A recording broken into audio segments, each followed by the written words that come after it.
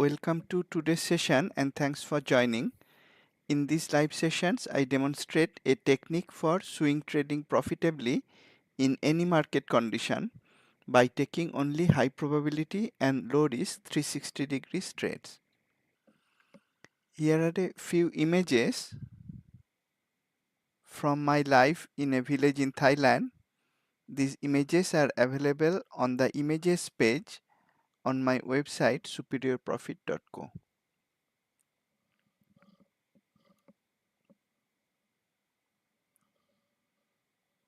I am Sagar Nandi, active trader in multiple markets. Here are my contact details. Disclaimer, this demonstration is for educational purposes only. I am not an investment advisor. It is not a trade recommendation. Trading involves risk. You and only you are solely responsible for the outcome of your trades. Options trading can be risky. You may refer to the characteristics and risks of standardized options document from OCC to decide if options trading is suitable for you. I use Q systems for my trading that runs on Metastock and TradeStation platforms.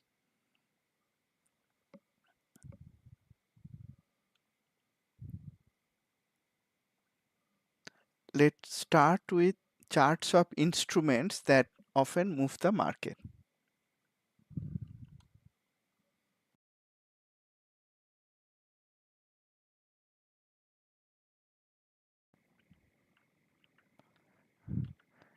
Dollar Index ETF UUP.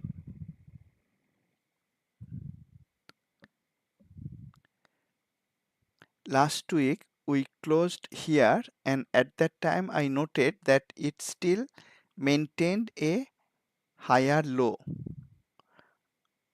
Looking back, when price came here or even before that, I was expecting UUP to make a higher low and go up from there. It did go up a little bit after displaying the bullish indecision cluster, but after Fed chair's remarks, UUP fell sharply, but it continued to make a higher low. Afterwards, after Fed chair's comments, it essentially moved sideways. If I clear the lines, now it is inside a narrow triangle pattern. If it breaks to the upside, that will be bullish for UUP, that may put pressure on the market. If it breaks to the downside, it will be bearish for UUP, that may be helping the market.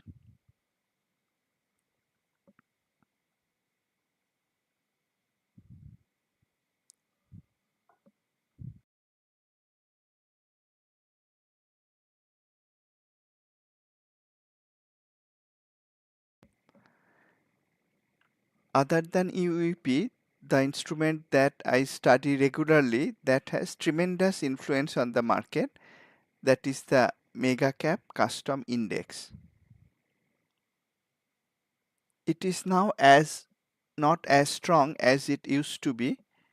It is underperforming the market. In the weekly, 1 week ago, it displayed bearish headwind possible reversal signal. However, I was also aware of the long lower tail. This week, it has displayed a bearish indecision, and now the candle shape is also bearish. So if you look progressively from this candle to the next to the next to this week's candle, the four candles in a row, you can see that it is gradually becoming more and more bearish, less and less bullish. At the same time, I'm maintaining my view that I had in the past week also, that is, unless this trend line support is broken, at which time I expect the yellow direction line to be also broken. Unless that happens, it is not possible to short the mega caps as a whole, and therefore the markets will also be held up by the mega caps.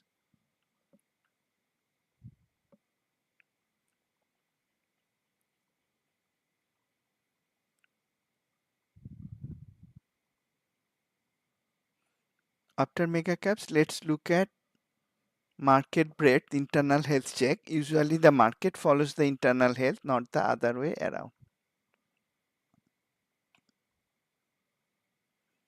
The broadest view of the market breadth total view. Nothing much to notice here. We closed last week at this point. And at that time, I commented that having the Eureka signal after a series of confirmed Hindenburg, that was very unusual. I did not find any occurrence of that going to the past periods, and that was confusing, and that confusion was one reason I was not willing to buy. Though the market closed very bullishly 1 week ago. And that was useful. Effectively, the market did not move. Since then, it didn't move, slightly went up, slightly came down. What is working better now? If we look at growth versus value, growth is starting to underperform. And for small cap versus large cap, small cap is starting to outperform. So small cap value is starting to do better. That is not where the growth stock investors would like to be. This chart itself is not overbought in any way, but this is the overall market breadth. Let's look at the different pockets that I tweeted already of market breadth, but different pockets drilling down from total view.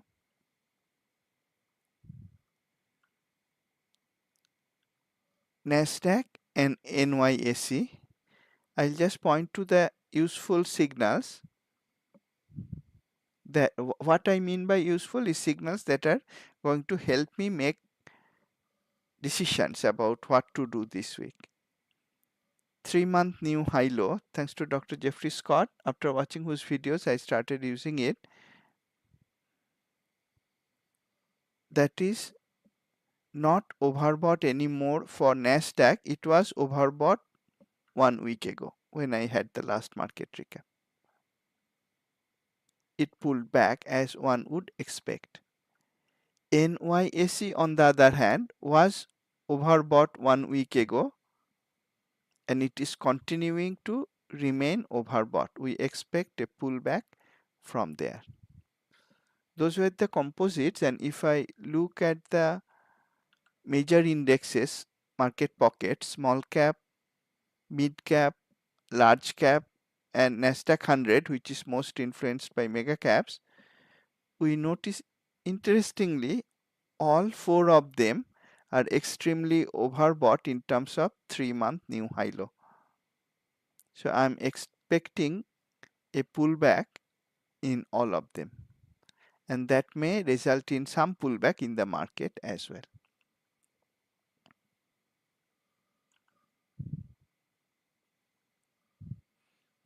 That was internal view of the market, and now let's look at the external view. That is how most people around the globe see the market.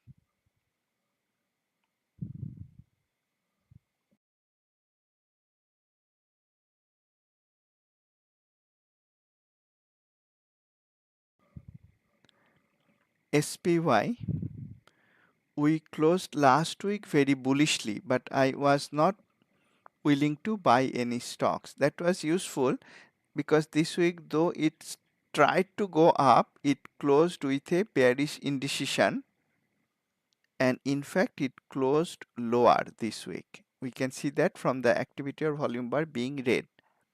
We had a bearish headwind earlier in weekly, and now we have a bearish headwind in daily as well. However, I am going to maintain the same view that I had last week, that at the market level, unless these trend line supports are broken, there is no scope of shorting in SPY.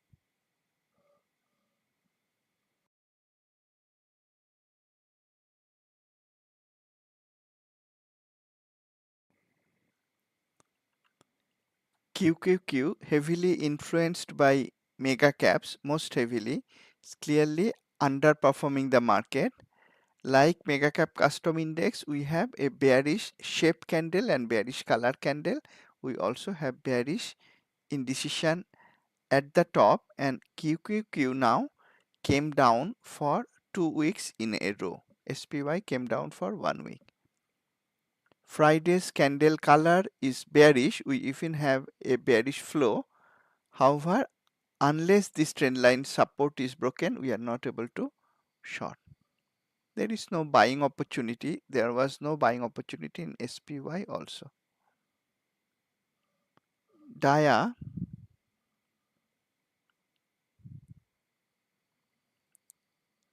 is looking stronger than SPY and QQQ. Both weekly and daily has trend line support.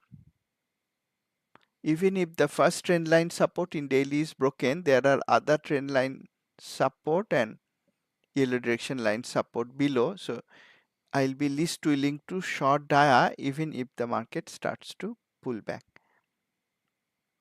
Weekly has displayed bearish indecision. Friday displayed bear release, so I'm not able to buy and there is no shorting opportunity.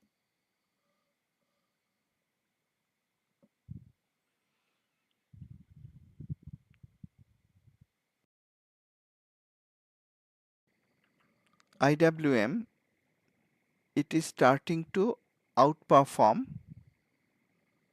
This is the weekly candle that has bullish color, though the shape is indecisive. Friday has bear release signal. It is overbought above upper boundary. It has no bearish setup and we are not able to buy also. It is overbought and we have a bear release. Even if it comes down, it will be difficult to short because there are multiple trend line supports nearby.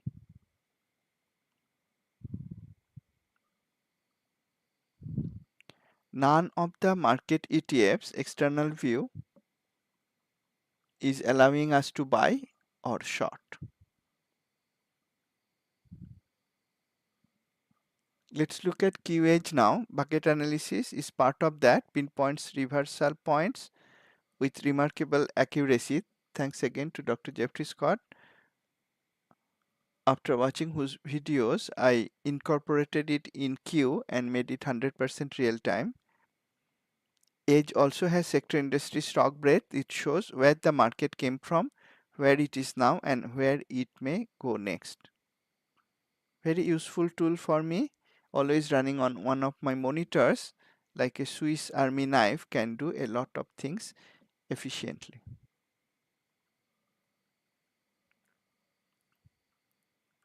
Bucket analysis, 77% of S&P 1500 stocks are above mid Bollinger Band, that is bullish, not overbought, and because it is bullish, there is no question of being oversold.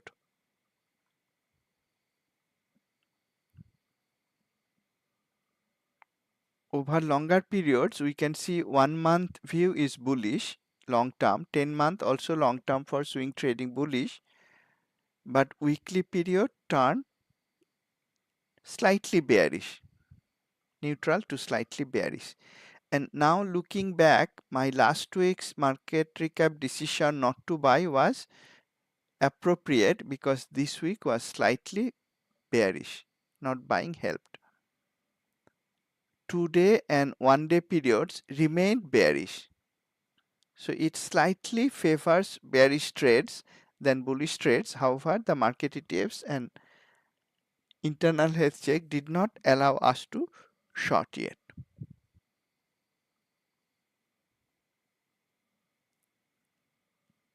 Next, you find the technical breadth. We only profit buying stocks going up or shorting stocks coming down for directional trades. Technical breadth shows the overall posture to adopt. That is also breadth inside, and then it allows EC drill down to find low risk trade setups. Weekly technical breadth, mixed. Reversals are more bearish as we would expect at the market top, but overall it is neutral. That was weekly breadth, and daily technical breadth again neutral overall, though again reversals are bearish. So technical breadth is telling if the market comes down, we may have some lucrative shorting opportunities at the top using the Q reversal setups, which would be one of headwind, box or bounce reversal setups. These are reversal setups. But at present, both daily and we saw weekly technical breadth are neutral. Let's combine all of these insights together. Market level summary. The most important trading decision is whether and where to buy or short, or whether to stand aside. 2 weeks ago, the market closed very bullishly, but I suggested not buying. That was effective. Market slightly came down. This week the market is not bullish. See, 1 week ago in market recap we saw market was very bullish. This week market level we are seeing it is neutral, but still it does not allow us to short. We can see that it deteriorated from 1 week ago. From bullish it became neutral, but it is not bearish. But if it starts to go down more, then we may have lucrative shorting opportunities at the top. On the other hand, if rotation takes place, then some stocks at a lower price level, maybe defensive stocks or high dividend yield stocks, they may start to do better. But as of right now, I would like to observe what the market does and they take trades accordingly. If the market goes up now, I'll be cautious about buying. If the market comes down, I'll be happy to short.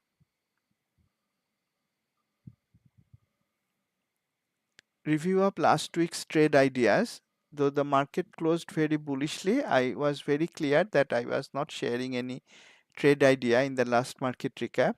So I did not. This week's trade ideas. I am reluctant to share any trade idea because my market level view is neutral. As I mentioned, I would like to watch what the market does. If it comes down, I'll be happier for trading purposes. Having said that, let me share with you two stocks to explain how I track stocks. I mentioned that if the market comes down, I'd like to short, but some people don't want to short, they only want to go long on stocks. Defensive stocks may do relatively better, so let me share two defensive stocks with you.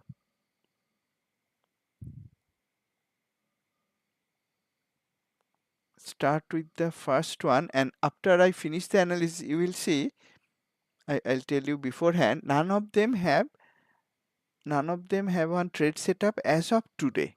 But that's why I mentioned this is how I track stocks. One is Kraft Heinz, KHC.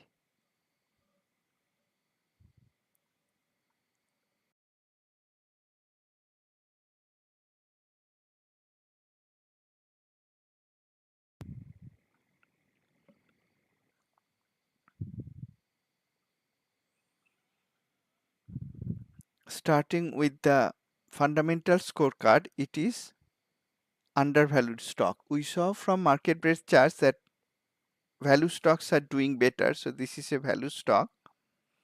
It also has a sizable dividend yield of 5.7%. Now, of course, Kraft Heinz is a profitable company.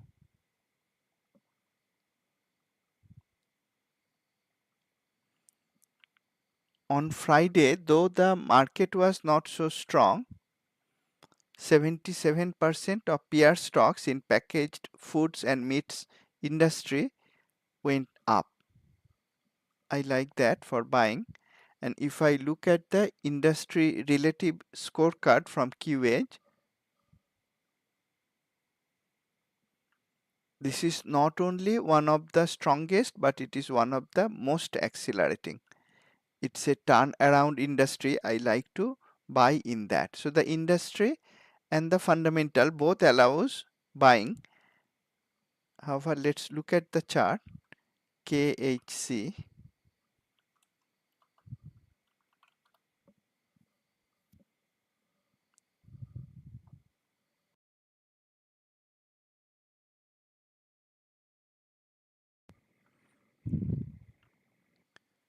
KHC fell sharply for a long period.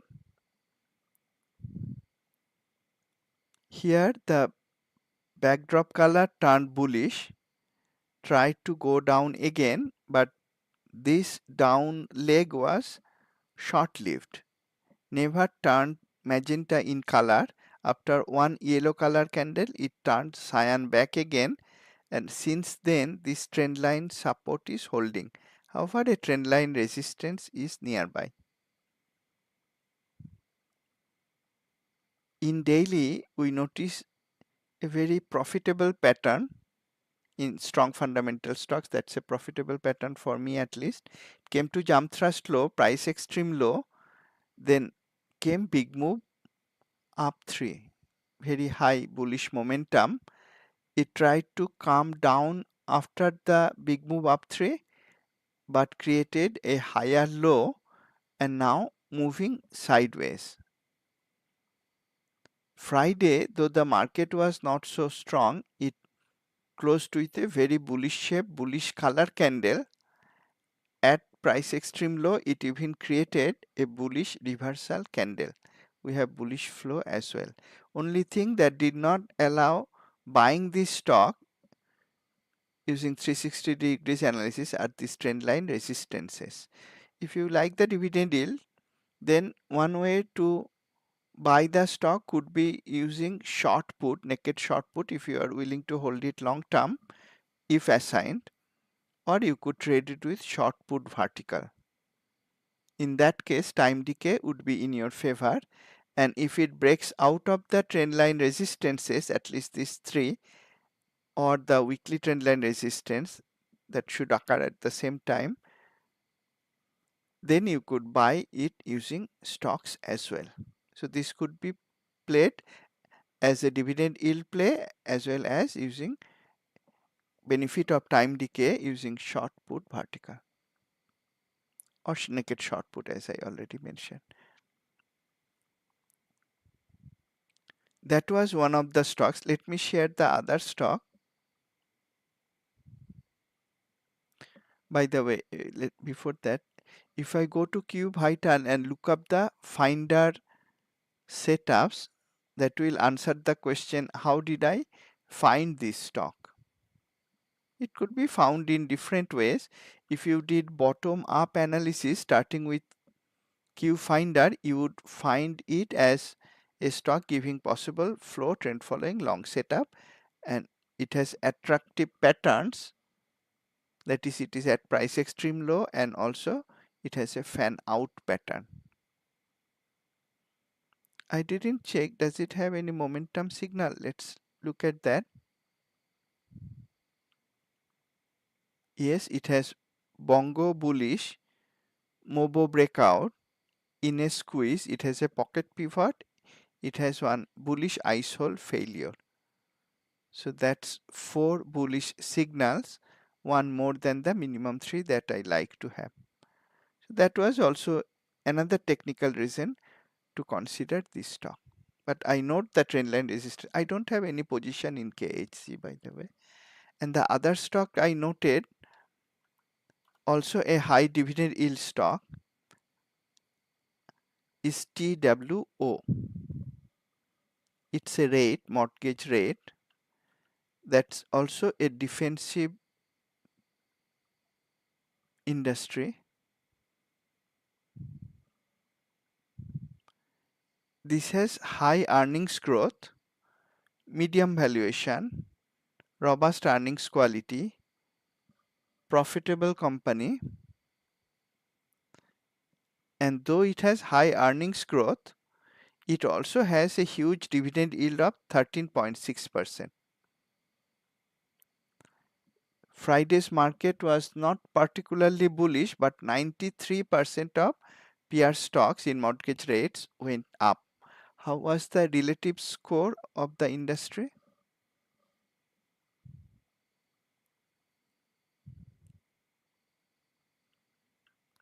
It was again one of the strongest, and it was weak earlier, so it's also a turnaround industry. I like to buy in that. So here again for 2 TWO, that is Two Harbors Investment Corp. Both industry and fundamental scorecard allows buying. However, again, if I look at the technicals, TWO,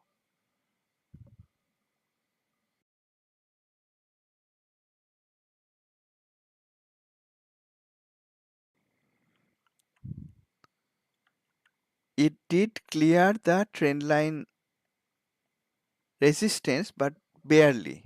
So I would not take a long position in a stock like that on Friday, the signal day, but if it continues to go up, that will be a buy candidate. And notice the difference between 2 and KHC. 2 does not have any trend line resistance above. So if it goes up from Monday onwards, that will be a better buying candidate even using stocks. For KHC, the appropriate instrument could be probably short put or short put vertical right now. If somebody want, or if I wanted to trade on Monday. Here the weekly is bullish color and shape for the current week. I notice a bullish headwind that came earlier. Price went up from there, tried to retest that level, created a false downside breakout, went up and gave a bullish flow. Technically, it is looking slightly better to me, but again, I don't have any position in 2.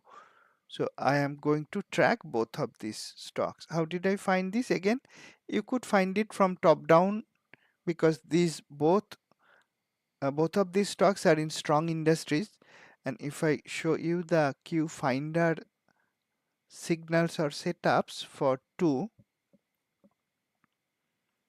it has signaled a breakout setup. So you could find it from bottom up technique as well. Interestingly, 2, just like for KHC, is also at price extreme low and it also has a fan out pattern.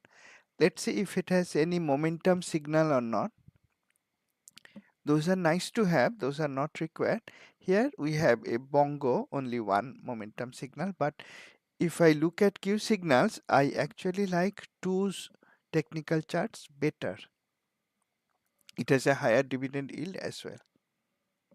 Those are 2 stocks I am tracking. I am not sharing any of them as buying idea this week, but because they have high dividend yield, it could be bought using short put vertical or naked short put. Again, if you are willing to hold the stock long term for the dividend yield, in case you are assigned, I think those are tradable if it breaks the trend line resistance next week. Before closing, I'd like to comment on one stock that I tweeted about. That was Open. Remember in the past one and even previous market recaps, I had talked about CoreWeave, CRWV. That stock was rallying like a rocket. Fundamentals were not that great, quite poor actually, loss-making company in Vital Scorecard. And those stocks that go up like rockets without solid fundamentals tend to come down like rocks. So I analyzed CoreWeave in previous several market recaps, and during this week I shared a chart about Open.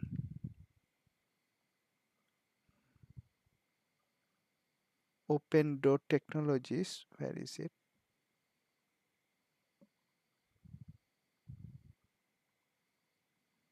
Here. This was the first tweet I made, and I want to again explain how accurately you can use Q systems to anticipate something and make profit when others are probably starting to realize that it is coming down. This is a tweet I made on August 26 in the morning hours, Eastern Standard Time. The stock had went up like a rocket, came down and again went up like a rocket. Just like we had a very long upper tail candle with bearish indecision earlier, we also created a bearish indecision with upper tail candle here. I tweeted about it just like when the chart was looking just like this, live charts, this time, this day, and I noticed that it was at jump thrust high, price extreme high. I was expecting it to come down. I put a question mark that is it going to complete a false upside breakout with a bearish candle. That was 26th August. Let's look at open door now.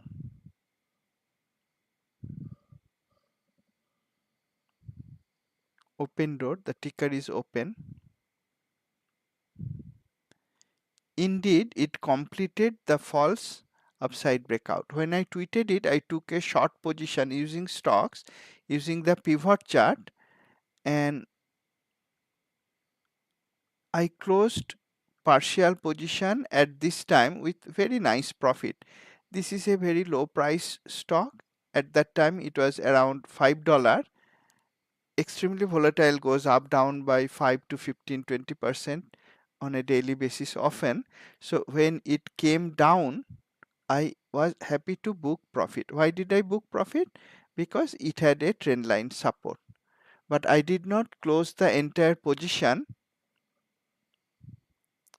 If you look at Koru, you would notice that these stocks tend to come down a lot. That comes up like rockets, comes down like rocks. So I was not thinking that this was the low of the down move. So I was holding partial position in the stock, and I want to explain what happened on Friday. Thursday was neutral, slightly price went up, candle shape was indecisive. On Friday, right after the open, it shoot up, and at the high it was up by about 18% or even more. And I looked at the news, there was no reason for the stock to go up as far as I could tell. Some flimsy news was there about some owners doing something. I did not think that was enough reason for the stock to continue to rally. I had already a remaining small position in the stock. Now let me explain what I did. I tracked it using the pivot precision entry chart. I let it go up, stop at a previous pivot level. These lines were already drawn on the left, so I could mentally extend them to the right. I was waiting for a bear release signal that was coming down with heavy volume that would give me a very low risk entry opportunity using the concept of box short trade setup. And I piled up. I had a small position holding from here when I booked partial profit. So I, relative to what position I held up, I actually increased the size by 4 times more. And when it fell, I had a sizable profit. Again, this 4 times position that I increased, I booked that profit in that entire extra size during the day. And at the close of Friday, again I am left with the same position that I was left with at the close of Wednesday. So Wednesday close, I booked profit. Friday, it went up by 18% or more. I shorted again quite a lot related to my holding size. It fell down as I expected. I booked profit in the extra position, and at the close of Friday again I am left with the small position. Now I would like to comment why small position, because the trend line support is there, smaller than usual, to be clear. I have an usual size. I entered the trade initially with the usual size, but I closed much of it holding less than usual size because of the trend line support. As of Friday's close, I am again holding the position but less than usual size. The moment I see the trend line support is broken, I am happy to add to my position. Or if it tries to go up, just like I did it on Friday, if I see it is coming down again, I'll add to my position. That is how I trade these go up like rockets and come down like rocks stocks, and I did quite well with open this time. These are very volatile stocks. That is why I am careful about position sizing. Can suddenly go up by 20-30%. Important to maintain position size for these stocks more than in other less volatile stocks.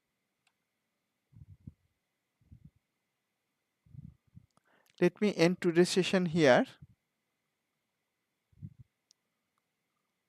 I look forward to seeing you in my next session. Have a great weekend.